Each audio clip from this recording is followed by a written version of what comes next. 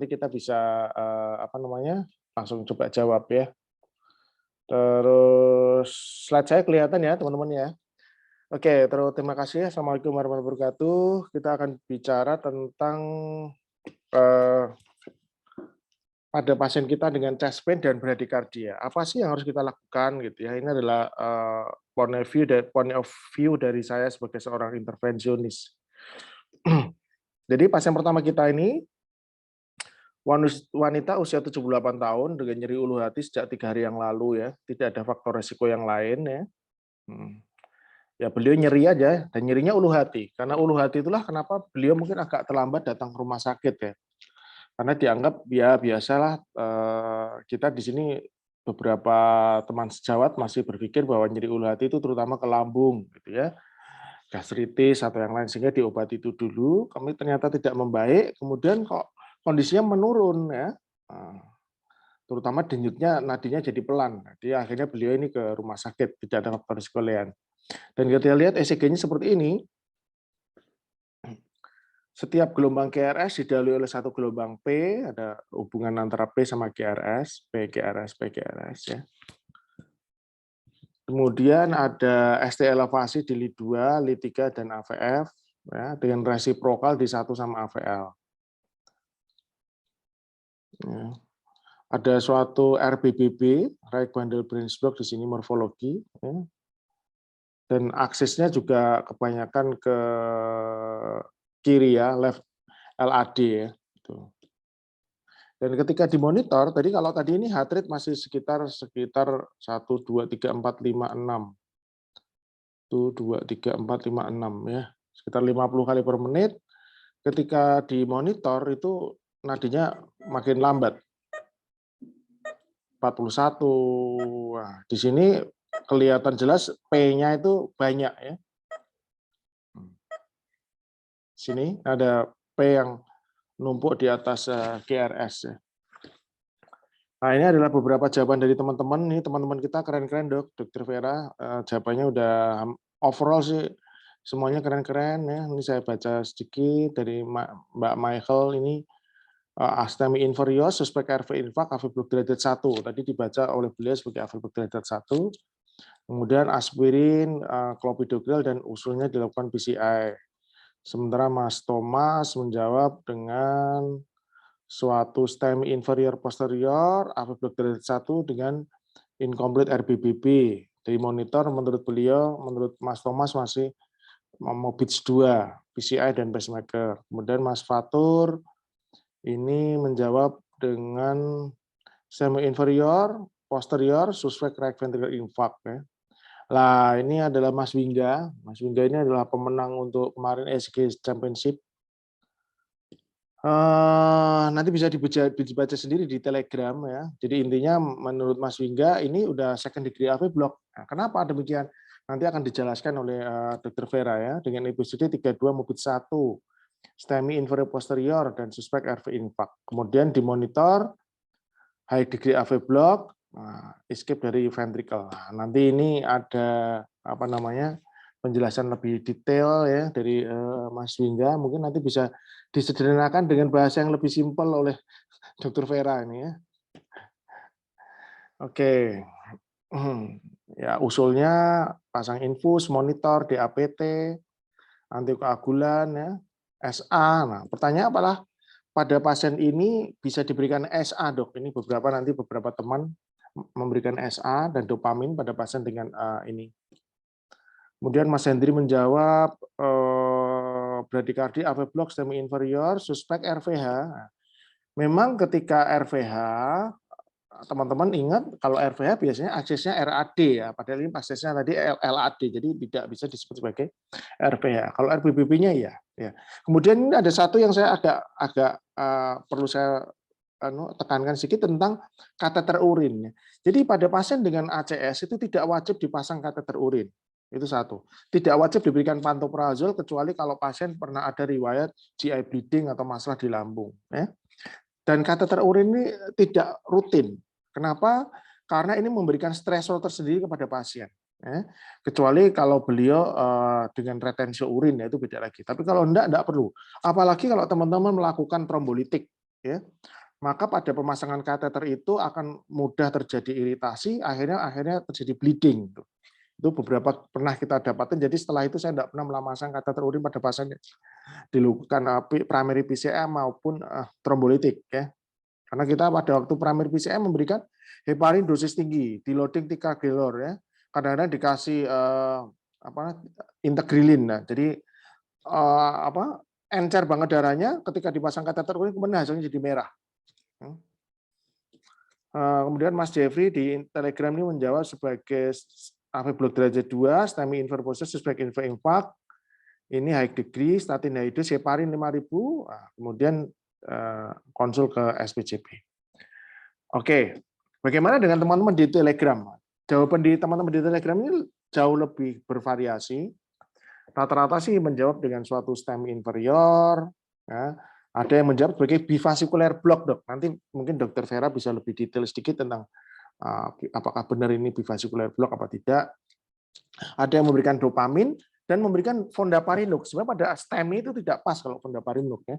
Heparin atau LMBH itu lebih baik.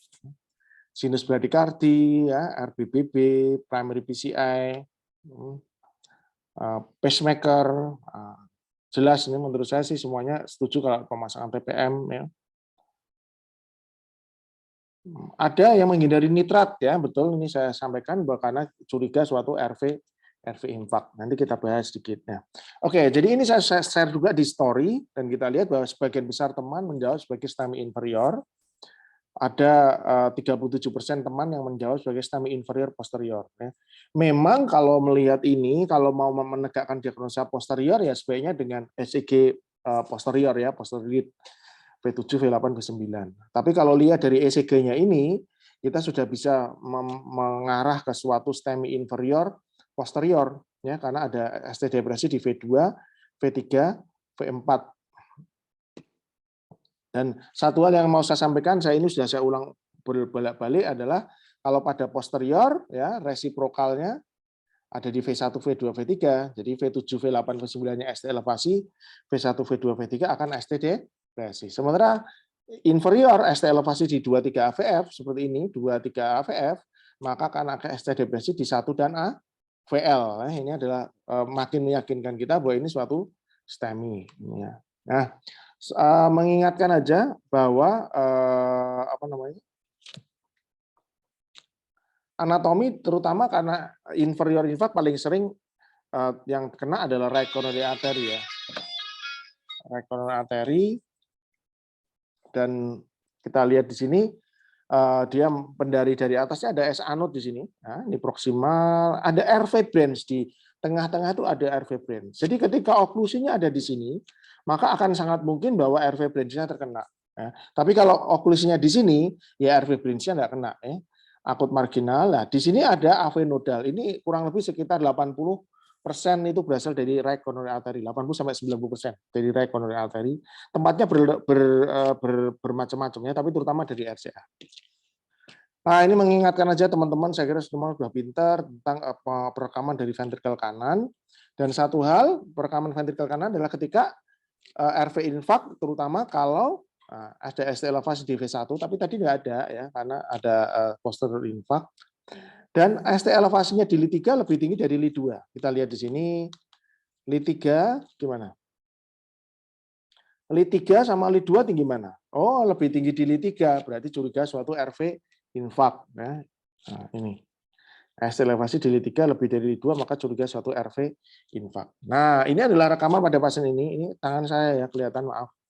Ini V2R, V3R, V4R-nya kelihatan banget kalau ST elevasi. Ya. V4R nih ST elevasi. V5R juga ST elevasi. Ini rekaman ventrikel kanan pada pasien ini. Kemudian ini rekaman posterior V7, V8, V9. Nah, ingat nih V7-nya tidak begitu, tapi V9-nya ST elevasi. Ya, V9-nya ST elevasi. Kemudian teman-teman sebagian besar menjawab sebagai AV block derajat 1. Nah, apakah benar AV block derajat 1? Nanti kita lihat, mungkin Dokter Vera akan lebih menjelaskan lebih detail. Beberapa teman menjawab sebagai AV block derajat 2. Ya. Nah, nanti ada clue-nya. Kapan kita harus curiga ini suatu AV block derajat 2? Gitu, ya. Ada yang menjawab sebagai total AV block. Kayaknya kalau total AV block belum, ya, karena jelas ini ada P, berhubungan sama QRS ya. Ya. Kemudian ini yang bagaimana dengan yang dimonitor nih? Nah, yang dimonitor ini AV block derajat 2, sebagian besar teman ada yang menjawab sebagai total AV block.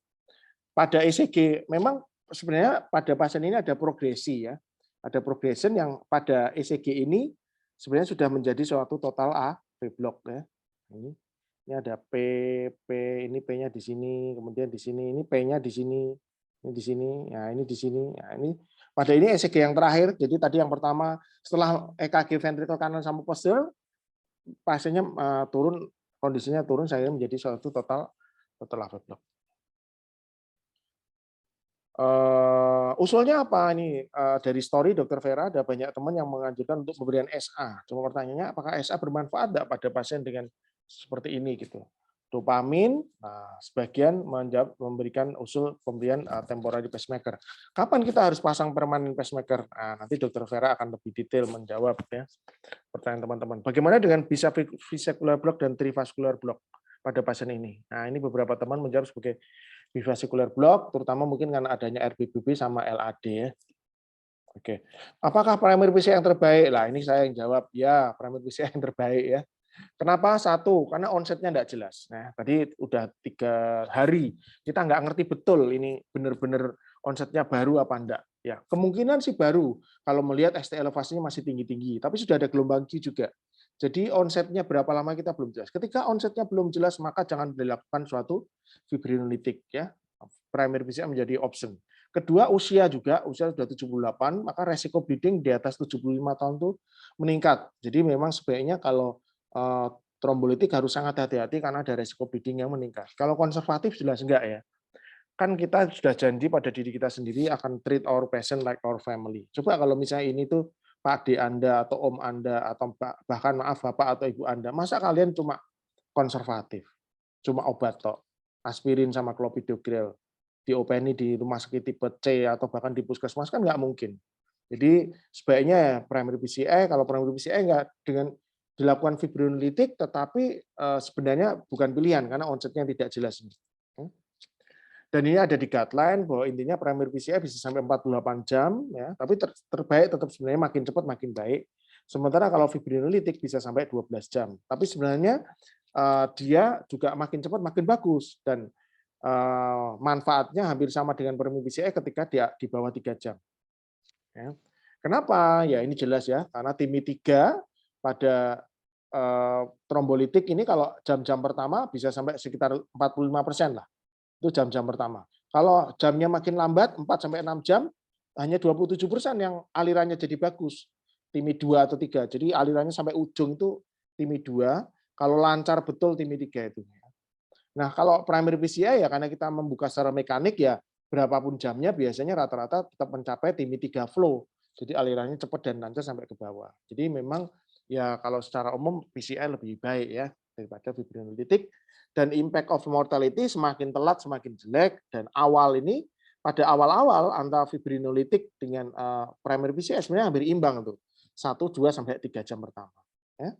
Kemudian pasien kedua, cuma sayang pasien pertama kita ini tidak kita meminta dirujuk ke rumah sakit yang lebih, karena kebetulan rumah sakitnya rumah sakit tipe B. Beliau mungkin ada kenalan di rumah sakit tipe A dan ingin dirujuk ke rumah sakit tipe A di Semarang. Jadi saya enggak tahu hasil angionya terakhir. Tapi kalau feeling saya ya kemungkinan ini RCA dan di proksimal itu trombusnya ya. Kalau pasien kedua ini sebenarnya pasien Dr. Riana sudah kira-kira kita pernah share di grup, cuma ngingetin aja manusia usia juga sama 70 tahun ada diabetes lama, keluarnya pingsan, bukan nyeri dada, lemas, mengantuk, tensinya sekian, akralnya dingin. Kenapa kok demikian ya? Karena ini sangat severe bradikardi teman-teman ya.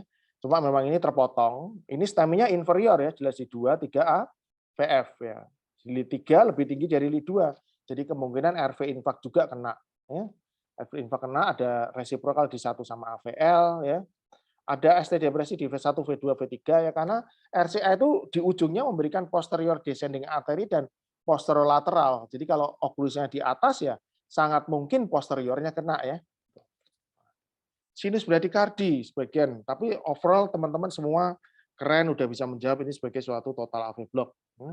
STEMI inferior posterior, ya, inferior ya oke, kalau melihat data ini sebenarnya inferior aja, kami curiga sebagai suatu STEMI inferior posterior. Kemudian usulnya sama SA, dopamin, dan TPM. Ya, sebagian besar memasang pacemaker. Nah, ini pertanyaan yang menarik yang ini. Kemudian selanjutnya apa ini? Troponin, karena pasien tidak ada simptom, loading DAPT dan tunggu troponin, loading DAPT unit, dan loading DAPT dan primary PCI. Alhamdulillah sebagian besar teman-teman menjawab loading DAPT dan primary PCI. Tapi saya tahu sih kenapa kok masih ada teman yang masih menunggu troponin. Dok, kan karena kalau SKA atau ACS itu kan 3, 1 ada nyeri, 2 EKG, 2 dari 3, ya kan? Nah, kalau tulisannya di guideline kan 2 dari 3 atau ajaran kita selama ini 2 dari 3. Apa simptom, kemudian apa namanya? Enzim, EKG, ya toh. Ya ini kan enzimnya enggak ada, belum ada, kemudian simptomnya enggak ada, simptom boleh nggak kita perlakukan sebagai ACS? Bahwa intinya pada pasien dengan diabetes itu memang nyerinya kadang-kadang seringnya atipikal, bahkan kadang-kadang bisa sangat minimum sekali keluhannya, apalagi usianya udah lanjut, mungkin ada demensia dan lain-lain. Jadi pada pasien dengan diabetes itu memang akhirnya hasilnya akan kurang baik karena biasanya pada diabetes akan terlambat. Nah, jadi akhirnya bisa terjadi namanya silent myocardial ischemia. Nanti teman-teman bisa baca sendiri di sini ya tentang silent myocardial ischemia. Jadi pasien ini dengan adanya episode total AV block dan kita tahu secara anatomi total AV block itu AV node ada di bawah sini.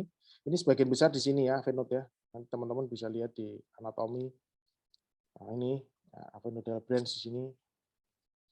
Jadi kalau ketika oklusinya di sini, di atas sini, RV branch kena, posterior kena, AV nodal kena ya. Jadi ketika ada ST elevasi demikian ya, dengan total AV block secara nalar kita berpikir bahwa ini ada sesuatu. Nah, jadi yang terbaik adalah suatu loading DAPT dan primary PCI. Boleh enggak kita lakukan trombolitik? Nah, pasal lagi kalau trombolitik itu teman-teman memang diharapkan tahu onsetnya kapan. Nah, tahu onsetnya kapan.